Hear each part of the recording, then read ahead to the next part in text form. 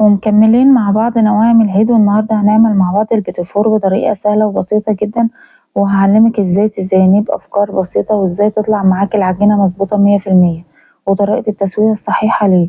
خليكي معايا لآخر الفيديو وبلاش تسرعيه عشان كل دقيقة مهمة فيه. ولو أول مرة بتشوفي قناتي، أنا سمر الدسوقي وقناة اسمها نوتيلا وموزاريلا. ما تنسيش تدعميني بلايك وتكتبي لي كومنت إيجابي يشجعني لعمل فيديوهات كتير. يلا بينا أقولك على المقادير وأعرفك طريقة التحضير. معايا هنا 225 جرام زبدة درجة حرارة الغرفة، حوالي كوباية، 65 جرام سكر بودر، حوالي نص كوباية، 2 صفار بيض، فانيليا، 250 جرام دقيق متعدد الاستعمالات، ورشة ملح بسيطة كده. قلبتها كده في الدقيق، وبعد كده هنزل بقى بالزبدة الأول، وهنزل عليها بالسكر البودر، والسكر لازم يكون منخول عشان اي تكتلات فيه. هبدأ بقى اضرب كده على سرعة قليلة في الأول، وبعد كده هعلي السرعة لحد ما لون الزبدة يفتح معايا ويكون القوام بتاعها هش. هبدأ بقى اضيف صفار البيض واحدة، وبعدين لما تختفي من قدامي أبدأ اضيف التانية، ورشة فانيليا،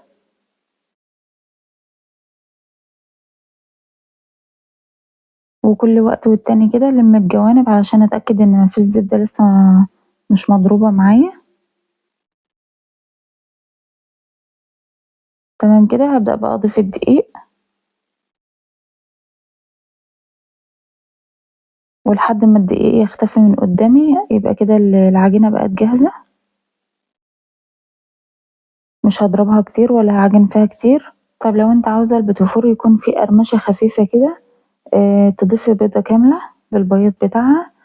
طب لو بتحبي البيتي يكون دايب ويكون دسم كده، يبقى تحطي صفار البيضتين زي ما انا عملت كده. صفار البيض بيديله طعم غني شوية وبيكون دايب، اما البياض بيديله قرمشة. جبت بقى صينية ألمونيا كده وبدأت أعمل روزيتات كده بالقمع. القمع ده الرقم بتاعه 5 FT.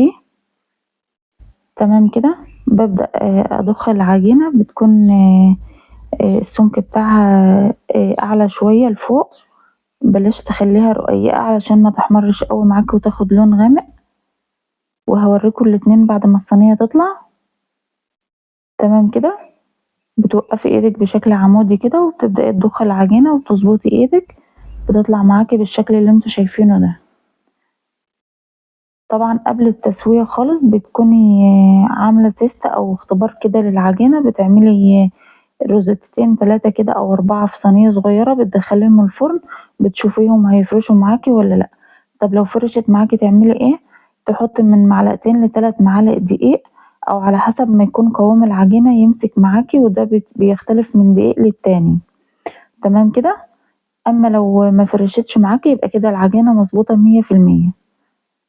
جبت كده المعلقة بتاعت عسل النحل وبدأت انزل بيها كده في النص، بساوي المنطقة اللي هي في النص دي عشان وقت التزيين تكون سهلة معايا واعرف ازينها.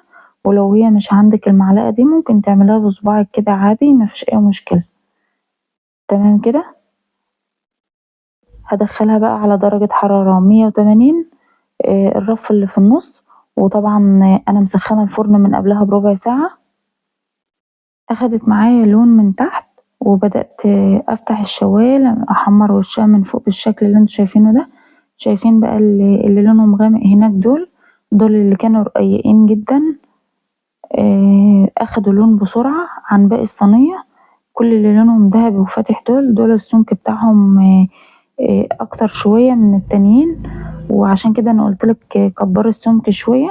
شايفين زي ما دخلوا زي ما خرجوا، ما فرشوش خالص. العجينة مظبوطة وقوامها مظبوط جدا. اهم حاجة تدخلي الصينية على درجة حرارة يكون الفرن سخن جدا من قبلها.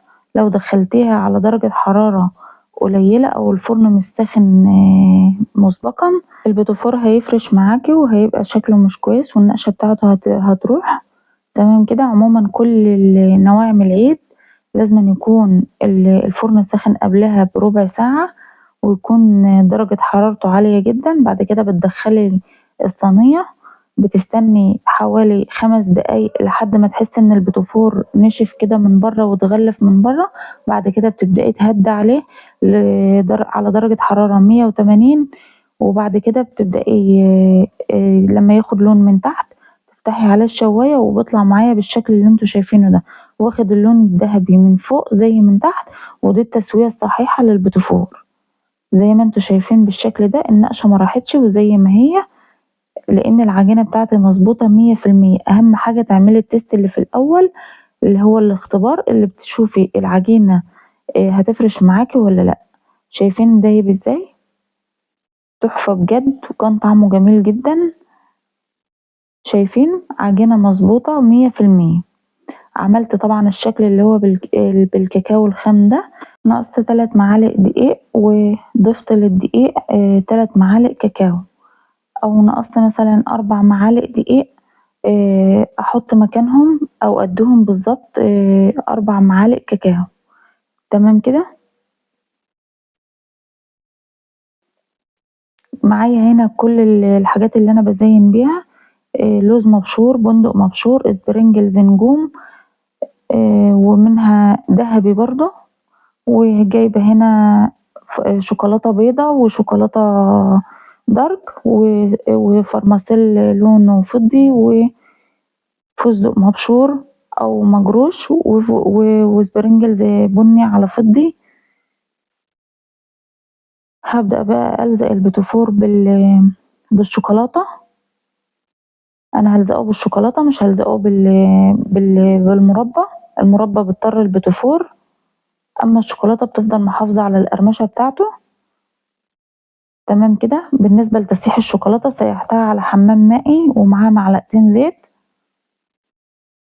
طب لو حطيتيها في الميكروويف وحجرت منك، تعملي فيها ايه؟ تحط عليها معلقتين زيت وتحطها على حمام مائي وتضربها كويس جدا، هتطلع معاكي كويسة اوي. تمام كده. طب لو انت عاوزة تسيحيها في الميكروويف، هتسيحيها على قد ايه؟ هتسيحيها على 30 ثانية، وتحطي معاها قبلها معلقتين زيت، وبعدين هتطلع معاكي سايحة. عملت الأفكار بالتزيين بالشكل اللي انتوا شايفينه ده. لزقت 2 في بعض ونزلتها في الشوكولاتة، وبعد كده غطيتها ببشر اللوز أو بشر البندق. وهنا جبت كده نجمة من اللي هي السبرينجلز الأبيض وحطيتها في النص. وهكذا بقى هعمل أشكال كتيرة، وهي مجرد أفكار بديهالك. انت تقدري تزيني بحسب الإمكانيات، واللي متوفر عندك تقدري تستخدميه وتستعمليه. تمام كده. بالنسبة للبيتيفور ما بتضافش ليه أي بيكنج باودر خالص، بنكتفي بالبيض وخلاص. على كده البيكنج باودر بيخليه هش أوي زيادة عن اللزوم، وبيخلي العجينة مش حلوة خالص.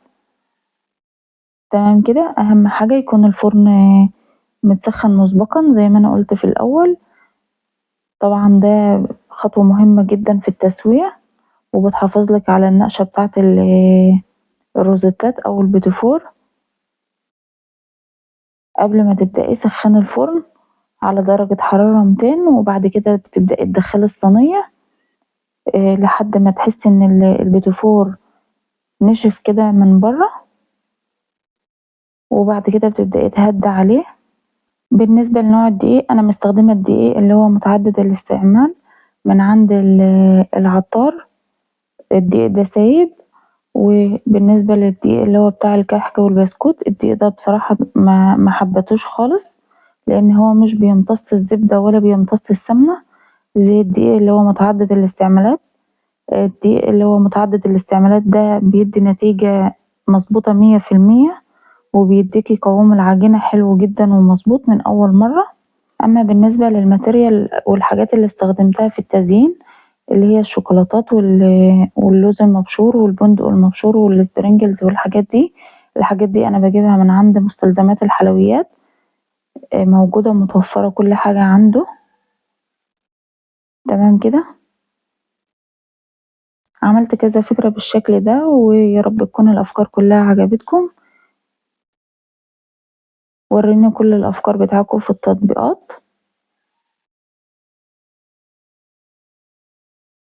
أنا هنا نزلتها في الشوكولاتة، وبعدين نزلتها في الفستق المبشور، وحطيتها كده على صينية مفروش عليها كيس علشان الشوكولاتة ما تلزقش في الصينية. بحاول اوفق كل اتنين مقاس واحد علشان يبقوا قد بعض بالشكل ده، متكونش واحدة كبيرة عن واحدة. وبنزلها في الشوكولاتة وببدأ انزلها في الفستق زي ما انتوا شايفين بالشكل ده، وهكذا بقى لحد ما تخلصي كل الكمية اللي موجودة عندك. يا رب تكون الأفكار بتاعة التزيين عجبتكم.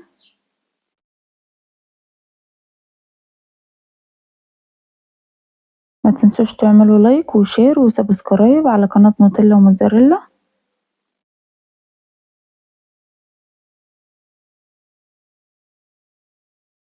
بالشكل اللي انتوا شايفينه ده، شكلها تحفة جدا وشيك قوي.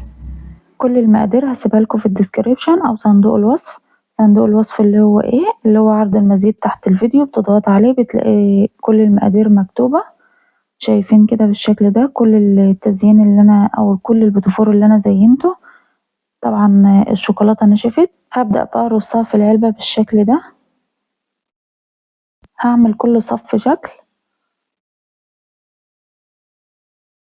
تمام كده. طريقته سهلة وبسيطة جدا، ما اخدش مننا وقت ولا تكلفة كبيرة. انا نازلة بمقادير بالجرامات عشان عارفة ان الحاجة غالية جدا، وعشان تعملي كمية قليلة. لو حابة تعملي كمية اكتر تقدري تضاعفي المقادير زي ما تحبي. يا رب يكون الفيديو عجبكم، ويا رب يكون افكار التزيين عجبتكم. طبعا انا عارفة ان عندكم افكار احسن وارقى بكتير. يا رب اكون قدرت افيدكم ولو بمعلومة صغيرة. ما تنسوش تعملوا لايك وشير وسبسكرايب على قناة نوتيلا وموتزاريلا.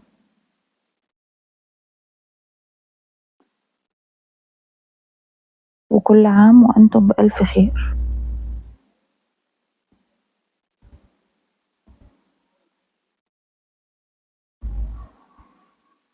شايفين جمال العلبة لما اترصت؟ شايفين جمال البوتيفور كان بقى شكله تحفة ازاي؟ بجد تحفة جدا. مستنية كومنتاتكم اللي بتشجعني دايما.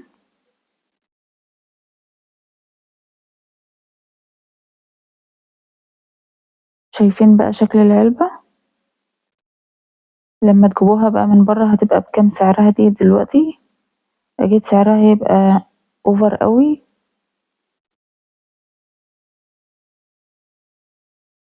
تحفة بجد.